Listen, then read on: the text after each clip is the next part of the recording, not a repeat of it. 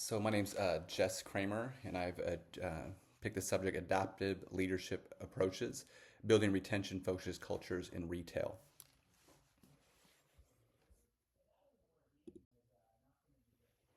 Why this matters to me, I've been a regional manager leading about $22 million in volume with 31 direct reports covering from Oklahoma City to Memphis for the last 10 years, and a total of 25 years observing what works and what fails in retail.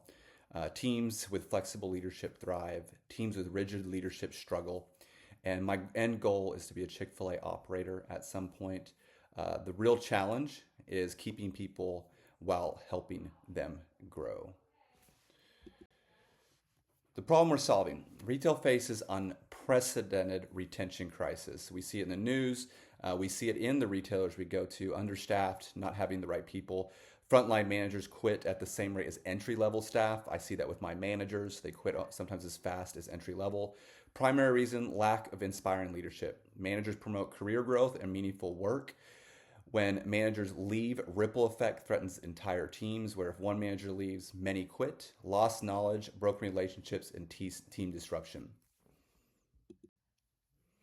What the research shows, we've seen high turnover creates substantial revenue loss. When you look at the training, the hiring on, the loss of knowledge when someone leaves, it's an incredible cost. Retain lower productivity, demotivated workforce. For retention themes, competitive pay, training, good environment, and work-life balance. These require physical safety and genuine concern.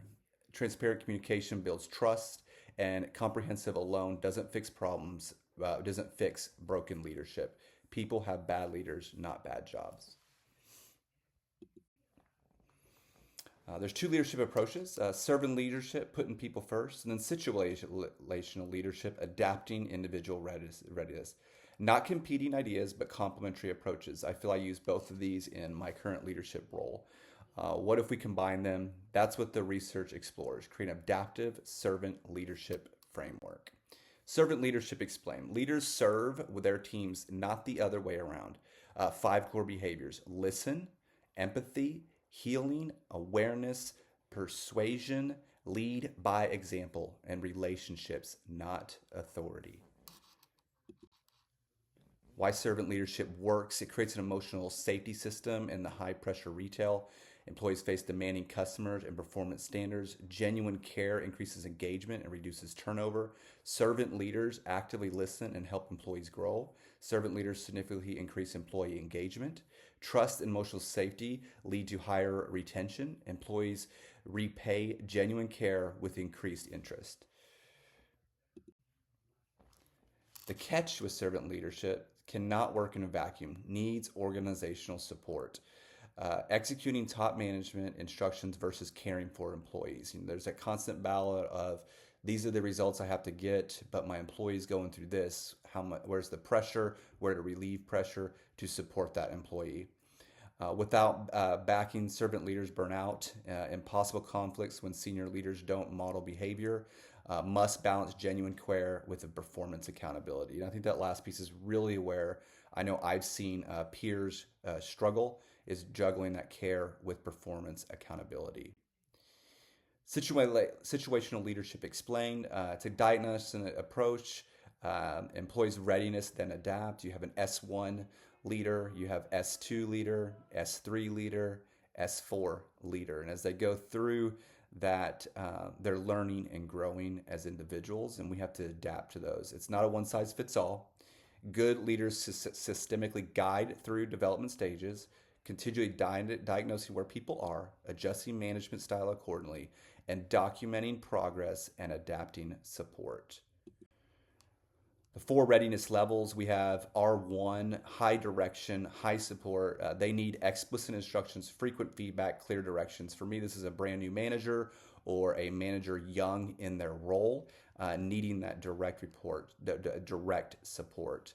R2, they have high support, downward direction, need encouragement, confidence, building, still learning. R3, less direction, fluctuating support, ready to participate in decision, and need praise and collaboration.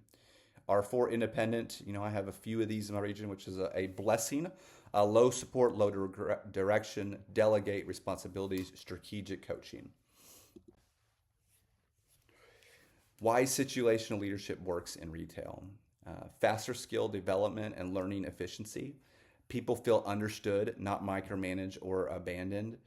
Reduce frustrations on both sides. Creates clear path from new hire to leader. Accelerates novice to expert transition. 27% better retention rate. 34% better performance, and especially effective for diverse retail teams.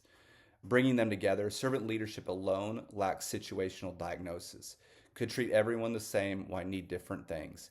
Situational leadership alone could be manipulative, adapting just for performance without genuine investment. Together, adaptive servant leadership success depend on organization's fit and support, consistency in values, and flexibility in methods. How this looks in practice. New employees are one, structure and clear direction, but with genuine care and open communication. Result, they feel supported while learning. Experienced employee, R3, R4, autonomy and decision-making power while mentoring and supporting growth. Results, they feel trusted and challenged, creates values and trust and deed trust, adaptive competencies, enable change with minimal disruption. Impact on the workplace culture, creates retention, focused environments, collaborates trust, transparent communication, leaders explain decisions, procedural justice, employees see fairness in decisions, performance and effort-based rewards, transparent communication, increased engagement, employees feel valued, heard, and respected. The fairness factor, treating people differently could look like favoritism. Solution, be transparent about development stages. Clearly communicate why management styles changes, explain everyone moves through the same stages. Goal is developing everyone to independence. Transparency about the framework increases perceptive fairness. Real results from retail, employees reach independent in 4 to 6 months versus 9 to 12. Better retention or high potential middle level employees. This is where competitors steal talent. Stronger team cohesion, organizational knowledge. Employee actively recruit friends, family to work there. Create employee brand advantage, competitive advantage in tight labor markets. Implementation change, we have to have authenticity, empathy, logic, and compassion, and all that encompasses trust. Understanding makes adaptive leadership impossible. Understaffing makes adaptive leadership impossible. Senior leaders must model the behavior, 58% better adoption when they do, 42% worse when they don't. Performance metrics must align, and training alone isn't enough. Need ongoing coaching. What it takes to succeed: proper staffing levels, leadership alignment from the top down, balanced metrics, ongoing coaching, training and continuous coaching, measure culture regularly, and long-term commitment to culture challenge. Key takeaways: people don't leave jobs, they leave leaders who don't value them. Servant leadership builds trust, engagement, and authentic investment. Situational leadership provides diagnostic tools and adaptive methods. Together, they answer, how do leaders influence, inspire, and guide toward vision? Implementation requires systemic support. Staffing, senior leadership metrics. Results, people exceed objectives through authentic engagement, not fear. Combination creates competitive advantage in retention and performance. That is my presentation for today on leadership, and I'm glad that we could put this video together for you, and look forward to submitting it. Thank you.